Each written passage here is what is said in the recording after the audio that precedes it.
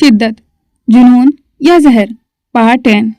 ये कहानी पूरी तरह से काल्पनिक है और डार्क फिक्शन व सस्पेंस की श्रेणी में आती है। इसमें दर्शाए गए पात्र, घटनाएं और परिस्थितियां केवल कहानी की मांग है। किसी भी प्रकार की हिंसा, अपराध या शोषण का समर्थन या महिमा मंडन नहीं किया गया है। ऋषिकेश की पहाड़ियों में साधना की चीख गूंज गई थी। आतिश की गाड़ी का अगला पहिया सड़क छोड़ चुका था। उसकी आंखें बंद थीं। उसे परवाह नहीं थी कि आगे क्या होगा। उस वक्त उसे अपने दर्द से बड़ा कुछ महसूस नहीं हो रहा था। पहाड़ के उस ढलान पर मौत और जिंदगी के बीच सिर्फ एक पल का फासला था। गाड़ी के टायर की चरमराहट उसे सुनाई नहीं दे रही थी। उसे तो बस साधना के वो शब्द सुनाई दे रहे थे जो उसके कानों में पिघले हुए शीशे की तरह उतर रहे थे। आतिश, मीट माई हस्बैंड अनुराग। गाड़ी का पहिया हवा में था और आतिश को जैसे कोई होश नहीं था कि उसकी गाड़ी किधर जा रही है। उसे सांस लेने में तकलीफ हो रही थी, जैसे ऋषिकेश की उस ताजी हवा में किसी ने ऑक्सीजन ही खत्म कर दी हो। सीने में एक ऐसा भारीपन था जिसे वे लफ्जों में बयां नहीं कर सकता था। पिछले 5 साल एक एक करके उसकी आंखों के सामने घूमने लगे थे। वो 5 साल जब उसने साधना को अपनी जरूरत नहीं, अपनी आदत समझ लिया था। वो 5 साल जहाँ उसने कभी जताया नहीं कि साधना का उसके आसपास होना उसके लिए कितना सुकून भरा था। आज जब वह उसे हमेशा के लिए खोने की कगार पर था, तब उसे एहसास हुआ कि जिसे वह दोस्ती का नाम दे रहा था वो दरअसल मोहब्बत थी जो उसकी रगों में खामोशी से बह रही थी। आतिश ने अपनी आंखें और जोर से निचली थी। उसे अपना वजूद साधना के बिना अधूरा महसूस होने लगा था। वह खुद से सवाल कर रहा था, इतने साल कहाँ था मैं? क्यों उसे कभी बताया नहीं कि उसके बिना मेरी सुबह नहीं होती, उसकी आवाज के बिना मेरा दिन पूरा नहीं होता। साधना की वो चीख जो पहाड़ियों में गूंज रही थी आतिश के दिल को चीर रही थी। उसे होश ही नहीं था, उसे तो सिर्फ डर था उस पछतावे का जो वह अपने साथ लेकर जा रहा था।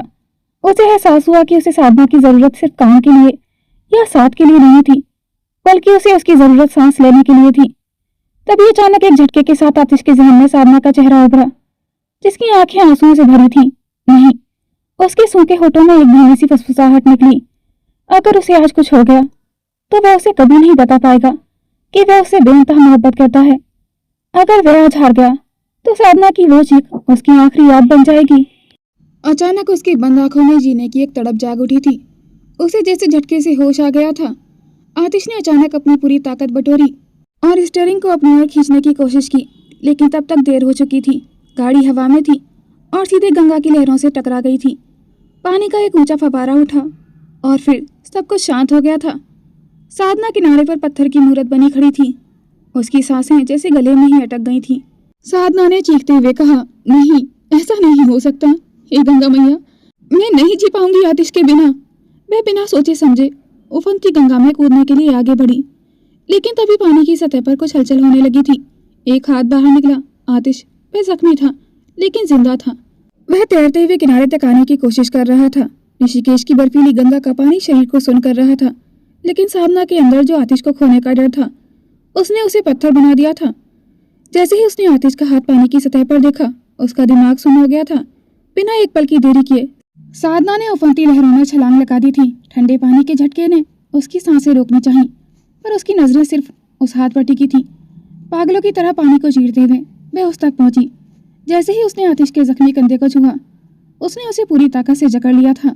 आतिश जो अपनी आखिरी सांसें और गंगा की लहरों से लड़ रहा था, जैसे ही साधना का स्पर्श महसूस किया, उसकी धुंधली आंखों में चमक आ गई थी। साधना ने उसके चेहरे को थामकर सिसकते हुए बोली, पागल हैं आप? क्या करने वाले थे? गाड़ी के ब्रेक क्यों नहीं लगाए आपने? मेरी तकलीफ नजर नहीं आती? उसकी आवाज में डर, गुस्सा और बेइंतहा मोहब्बत का मिला जुला एहसास था। आतिश ने बिना कुछ कहे कांपते हाथों से साधना की कमर में हाथ डाला और उसे मजबूती से अपनी ओर करीब खींच लिया था। पानी की लहरें उन्हें बहाने की कोशिश कर रही थी, लेकिन आतिश ने उसे ऐसे पकड़ा था जैसे वे उसकी जिंदगी की आखिरी उम्मीद हो। जख्मी होने के बावजूद वे अपनी पूरी ताकत लगाकर तैरते हुए साधना को सुरक्षित किनारे की ओर ले जाने लगा था। जैसे ही दोनों किनारे की रेतीली जमीन पर पहुंचे और पानी से बाहर निकले, साधना ने खुद को उससे अलग कर लिया था। वह कांप रही थी, ठंड से कम और डर के बाद आए गुस्से से ज्यादा।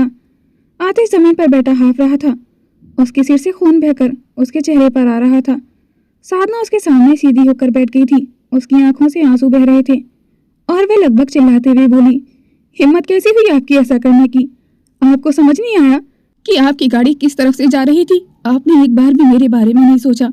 अगर आज आपको कुछ हो जाता तो मैं सांस भी नहीं ले पाती। क्या सोचकर आपने ये सब किया? आतिश ने दर्द और थकान के बावजूद एक शरारती मुस्कान के साथ साधना की ओर देखा। उसने पानी से भीगा अपना हाथ साधना की कलाई पर रखा और उसे झटके से अपनी ओर खींचा।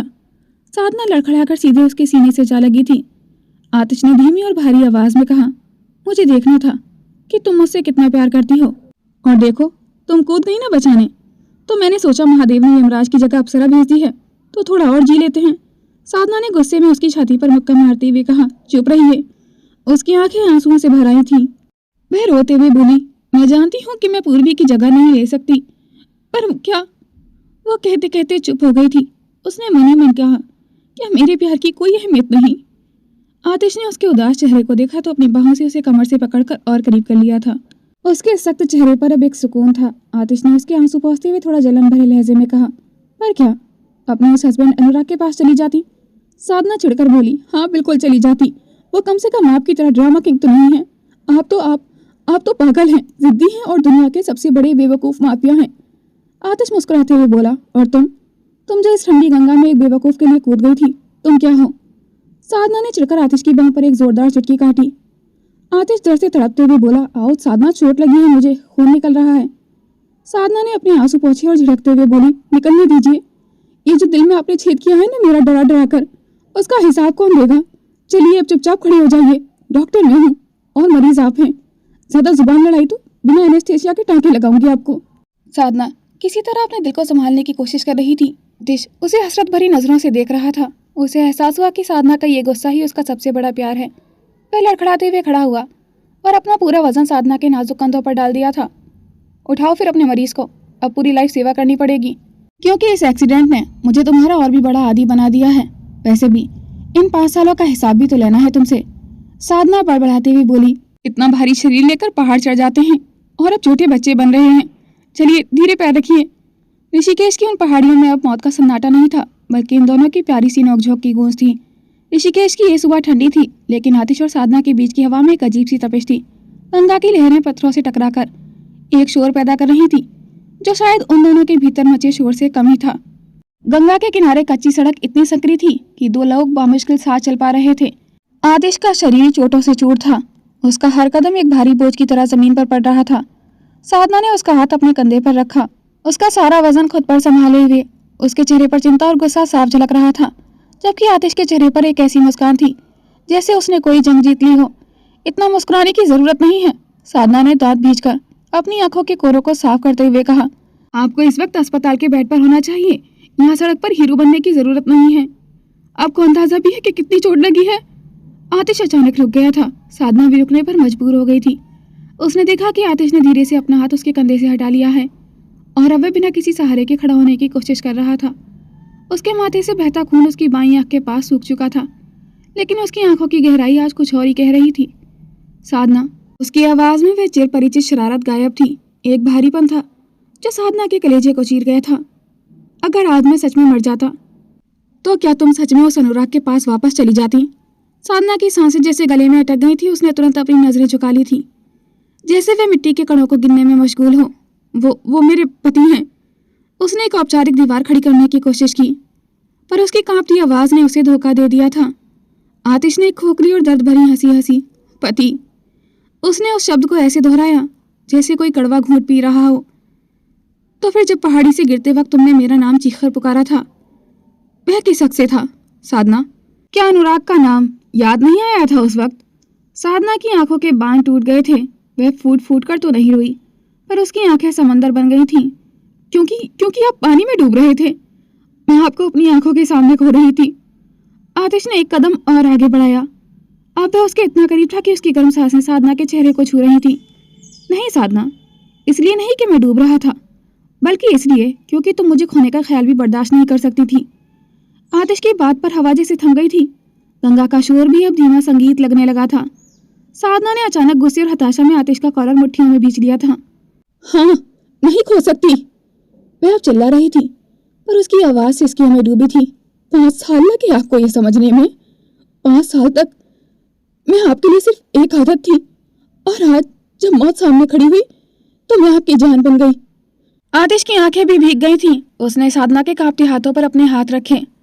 तुम कभी आदत नहीं थी साधना, तुम वो ऑक्सीजन थी जिसकी अहमियत का पता तब चलता है जब दम घुटने लगता है। पर अनुराग, उसका क्या?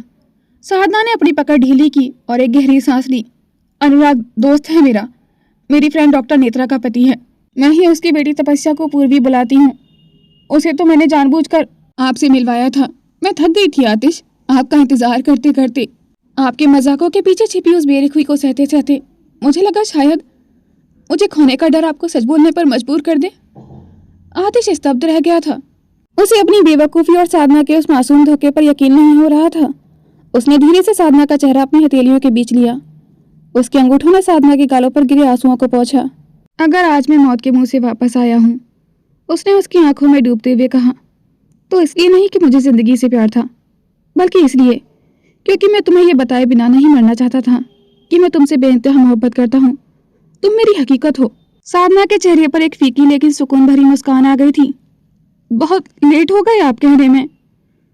आतिश ने धीरे से अपना सिर उसके माथे से टिका दिया और बोला, तो क्या हुआ, पूरी जिंदगी पड़ी है आगे टाइम पर आने के लिए। दूर पहाड़ियों पर स्थित मंदिर की घंटी गूंजी, जैसे इस इकरार की गवाह बन रही हो। ऋषिकेश की उस सुबह ने एक अधूरा किस्सा पूरा कर दिया था। गंगा बह रही थी, पर अब उसमें शोर नहीं था। ऋषिकेश की उस ठंडी सुबह में कैंप की आग भले ही बाहर जल रही थी, लेकिन असली तपिश तो उस मेडिकल टेंट के अंदर थी। टेंट के बीचों बीच पीली रोशनी के नीचे आतिश बैठा था, पूरी तरह शर्टलेस।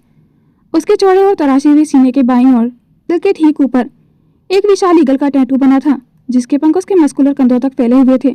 जैसे जैसे आतिश गहरी सांस ले रहा था, वह बाज उसके सीने की मांसपेशियों के साथ जीवित महसूस हो रहा था।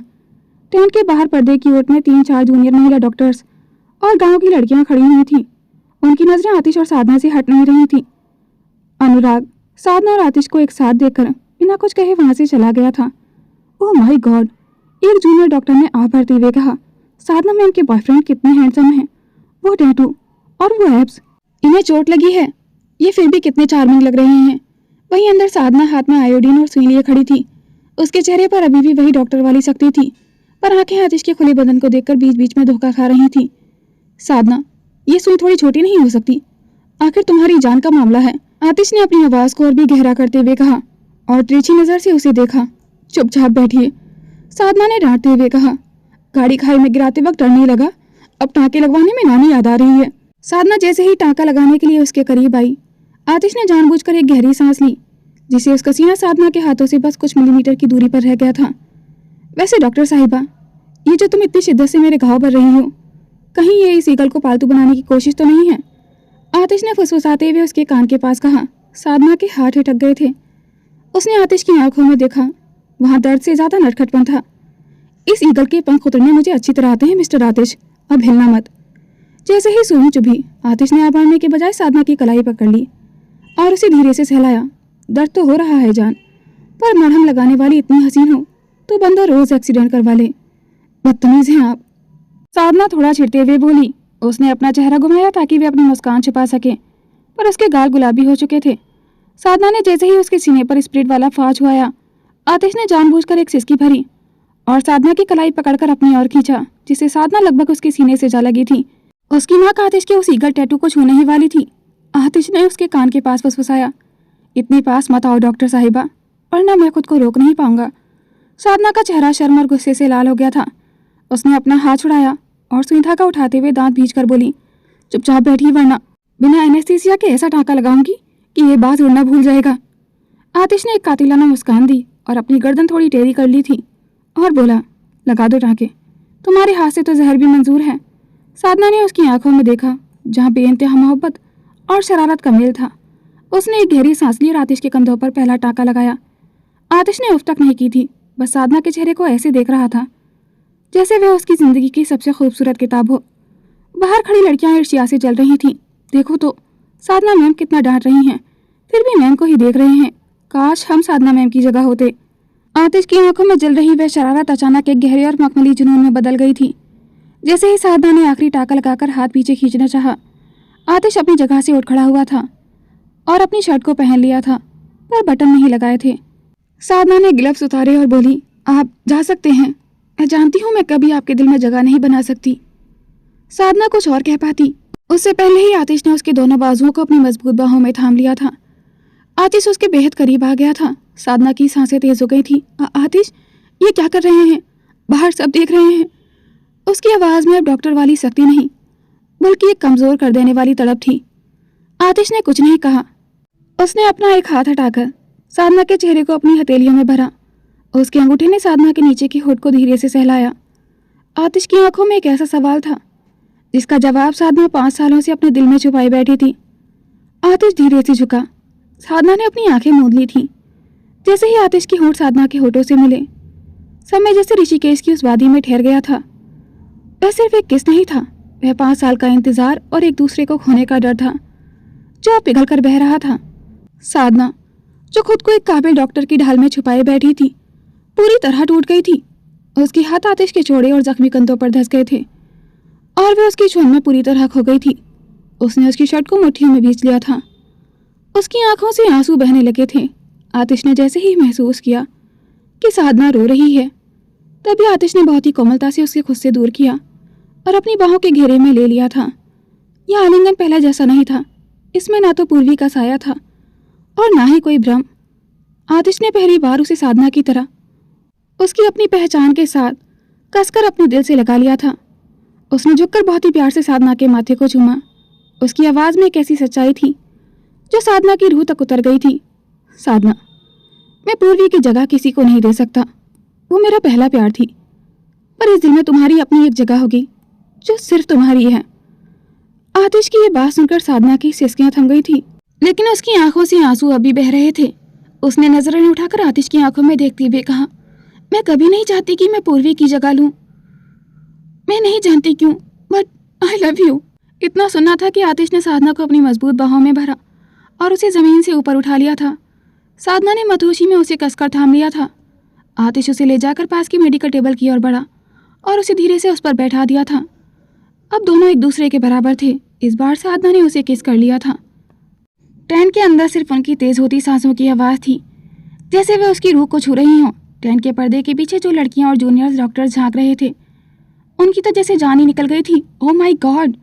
एक जूनियर डॉक्टर ने फुसफुसाते हुए अपनी आंखों पर हाथ रख लिए थे, लेकिन उंगलियों के बीच से भी अभी भी वो नज़ारा देख रही थी।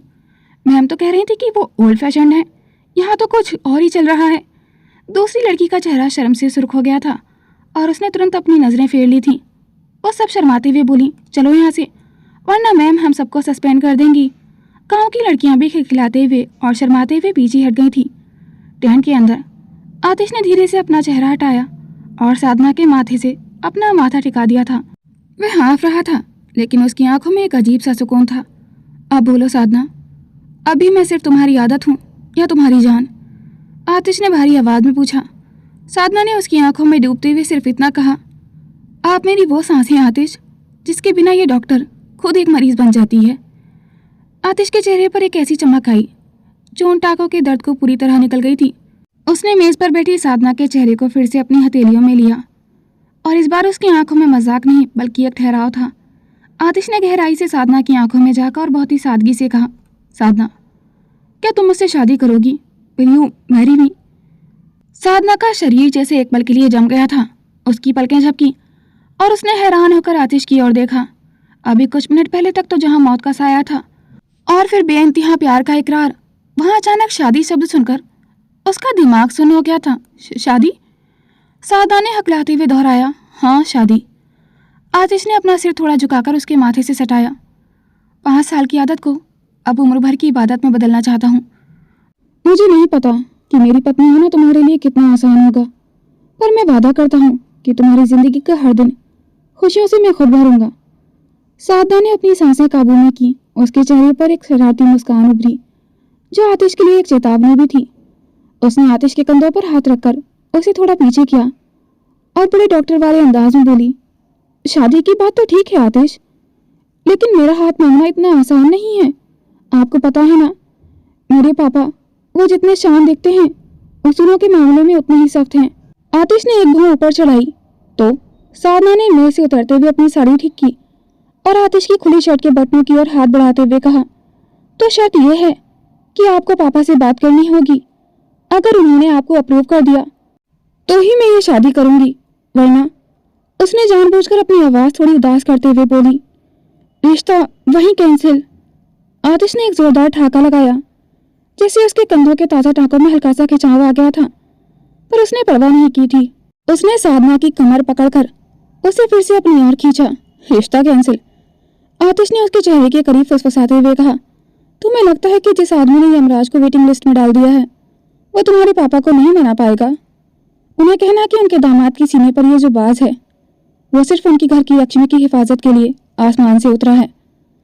साधना ने आतिश के सीने पर अपनी उंगलियां फेरी और धीमी आवाज में बोली, पापा को टैटू और गन से नफरत है आतिश, तैयारी जरा संभल कर कीजिएगा। टेंट के बाहर अभी भी कुछ लड़कियां दबे पांव खड़ी थीं, जिन्हें मैरी ने सुनकर फिर से करंट लग गया था। ओह शादी! एक जूनियर डॉक्टर ने ताली बजाई। साधना ने उनका तो जैकपॉट लग गया। साधना ने आवाज सुनी और आतिश से अलग होते हुए फिर से अपनी जैकेट पहन ली थी। अब चलिए, बहुत ड्रामा हो गया है, आराम कीजिए, वरना कल पापा के सामने जाने लायक हालत नहीं रहेगी। आतिश अपनी शर्ट के बटन बंद करते हुए मुस्कुराया। ऋषिकेश की पहाड़ियों पर रात का गहरा सन्नाटा छा चुका था। केवल दूर बहती गंगा की कलकल सुनाई दे रही थी। रात के 8 बज रहे थे जब आतिश की ब्लैक रोल्स रॉयल्स साधना के पुश्तैनी घर के सामने आकर रुकी थी। साधना ने जैसे ही खिड़की से बाहर देखा, उसके हाथ पैर ठंडे पड़ गए थे। घर के बरामदे की रोशनी में उसके पिता रिटायर्ड कर्नल प्रमोद पंत अपनी फौजी वाली सख्त अकड़ के साथ खड़े थे और उनके बगल में कोई और नहीं बल्कि अनुराग था। अनुराग, ये यहाँ क्या कर रहे हैं? साधना की आवाज में घबराहट साफ थी।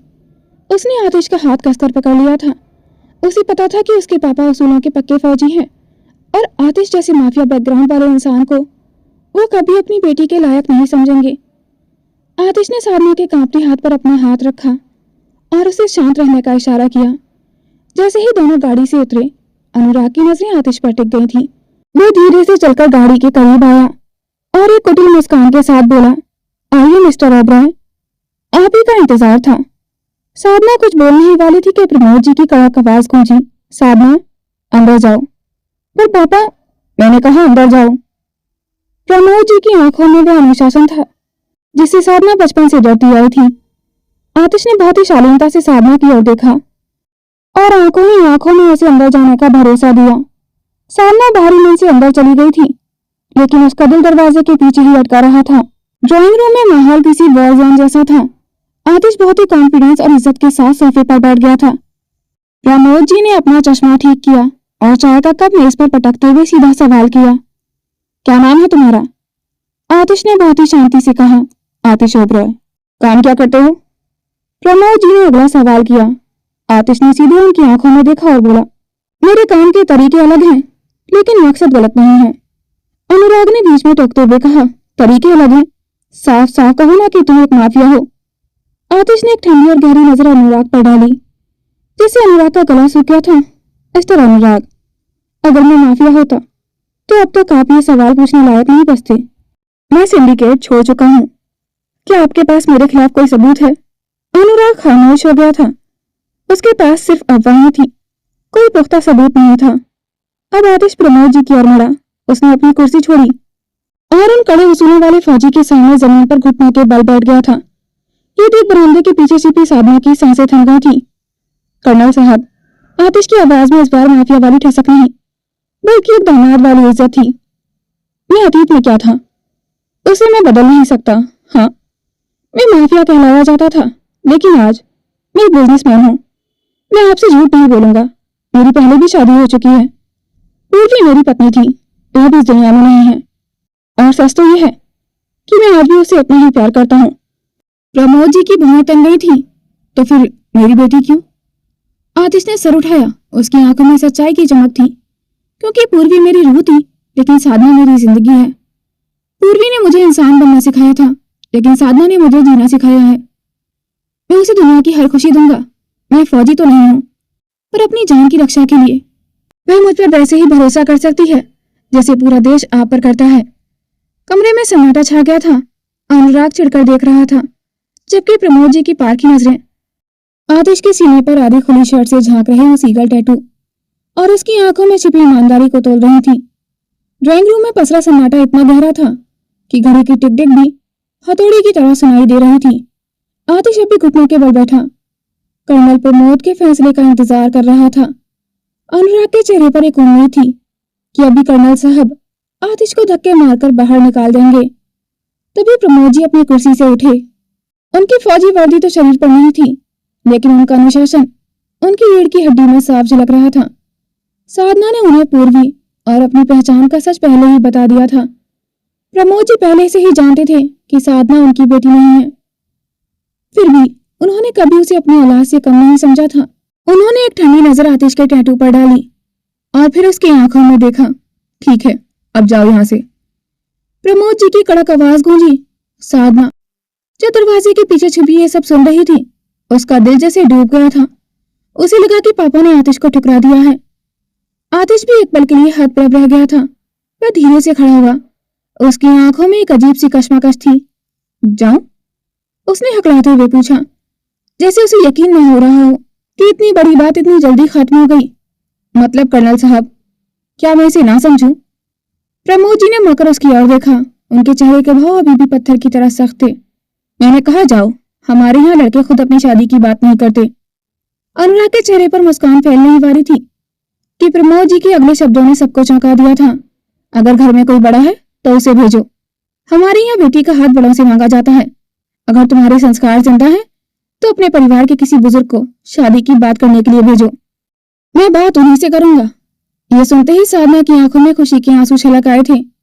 उसने मुंह पर हाथ रख लिया ताकि उसकी सिसकी बाहर सुनाई न दे। ये ना नहीं थी। आतिश के चेहरे पर जो राहत और चमक आई थी उसे बयान करना मुश्किल था। उसने एक गहरी सांस ली और कर्नल साहब को बहुत इज्जत से झुककर प्रणाम किया। जी कर्नल साहब, अब अगला कदम मेरे घर के बड़े ही उठाएंगे। शुक्रिया मुझे एक मौका देने के लिए। तभी प्रमोद जी ने चलते चलते अनुराग की ओर देखा, जो अब पीला पड़ चुका था। अनुराग बेटा, तुम भी अब आराम करो, रात काफी हो गई है, और नेत्र और तपस्या को भी लेकर आना। अनुराग समझ गया था कि आतिश का पास्ट कैसा भी हो, पर वो साधना के लिए झुक गया था। जो इंसान हर किसी को अपने आगे झुकाना जानता था। आतिश जब बाहर की ओर बढ़ा तो आंगन के अंधेरे कोने में उसे साधना खड़ी मिली थी। आतिश ने रुककर उसे देखा और मुस्कुराते हुए धीरे से फुसफुसाया, तैयार रहो डॉक्टर साहिबा, अब बस शहनाई बजने की देर है। साधना ने मुस्कुराते हुए उसे आंखें दिखाई, पर उसके दिल में अब डर की जगह सुकून था। आतिश अपनी ब्लैक रोल्स रॉयस की ओर बढ़ा और इस बार उसकी रफ्तार में माफिया वाली धमक नहीं, बल्कि एक बिजनेसमैन वाली शान थी। 1 महीना गुजर गया था। ऋषिकेश की उन्हीं वादियों में शहनाइयां गूंजी और कर्नल प्रमोद पंत ने भारी मन लेकिन गर्व के साथ अपनी बेटी का हाथ उस आतिश के हाथ में थमा दिया था, जिसने उसके लिए झुकना सीख लिया था। रात का वक्त था। ओबरॉय मेंशन का कोना कोना रोशनी से नहाया हुआ था, लेकिन आतिश के कमरे में एक मखमली खामोशी और गुलाबों की महक बसी हुई थी। साधना बिस्तर के किनारे बैठी थी, भारी लाल जोड़े में लेटी हुई। उसके हाथों की मेहंदी की खुशबू पूरे कमरे में फैली थी। सिर पर घूंघट था, लेकिन उसके नीचे उसकी धड़कनों की आवाज साफ सुनी जा सकती थी। आज भी डॉक्टर साधना नहीं, आतिश की दुल्हन थी। तभी दरवाजा खोलने की आवाज आई। साधना ने अपनी उंगलियों को लहंगे के कपड़े में भींच लिया था। आतिश अंदर आया और दरवाजा धीरे से बंद कर दिया था। उसके कदमों की आहट साधना के करीब आती गई थी और फिर रुक गई थी। आतिश ने बिना कुछ कहे बड़ी कोमलता से साधना के घूंघट को ऊपर उठाया। चांदनी की रोशनी और डिम लाइट्स में साधना का चेहरा किसी हकीकत से ज्यादा ख्वाब लग रहा था। आतिश ने एक गहरी सांस ली और उसके पास बैठ गया था। इतनी शर्म। आतिश ने उसकी ठुड्डी को उंगली से ऊपर उठाते हुए फुसफुसाकर कहा, वो निडर डॉक्टर कहाँ गई जो गंगा में छलांग लगा देती थी और मुझे बिना एनेस्थीसिया के टांके लगाने की धमकी देती थी। साधना ने अपनी पलकें उठाई। उसकी आंखों में काजल के साथ साथ एक अजीब सी शर्म और बेइंतहा मोहब्बत थी। आज डर गंगा की लहरों से नहीं, आपसे लग रहा है, उसने बहुत धीमी आवाज में कहा। आतिश मुस्कुराया, वही कातिलाना मुस्कान।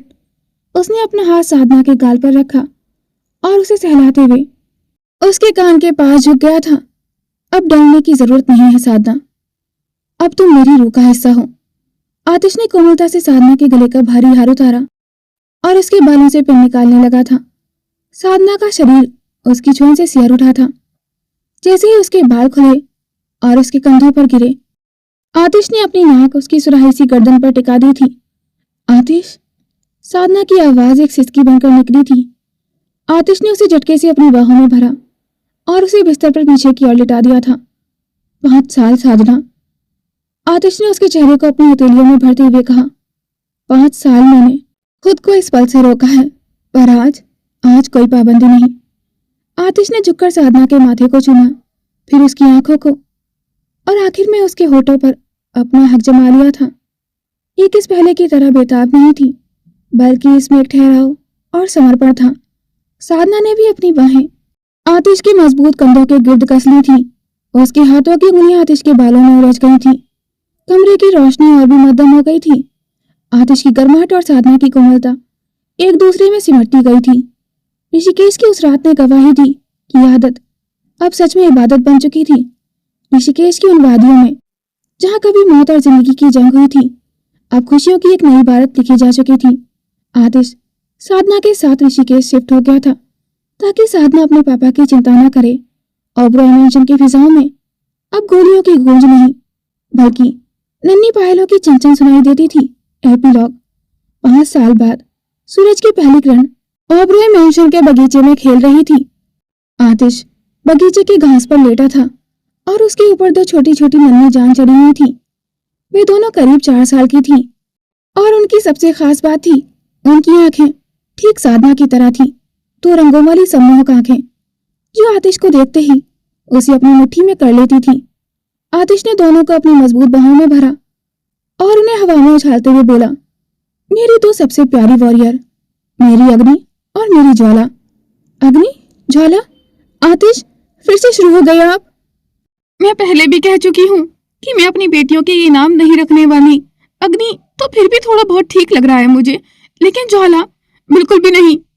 साधना हाथ में चाय का कप लिए लॉन में पूर्णिमा जी के साथ खड़ी थी। उसके चेहरे पर अब एक ठहराव था, एक ऐसी शांति जो सिर्फ एक मुकम्मल औरत के पास होती है। वह तेजी से उसके करीब आई और बनावटी गुस्से के साथ अपनी कमर पर हाथ रखकर खड़ी हो गई थी। भला ये भी कोई नाम हुए? आपने मेरी बेटियों को क्या कोई रॉकेट समझ रखा है?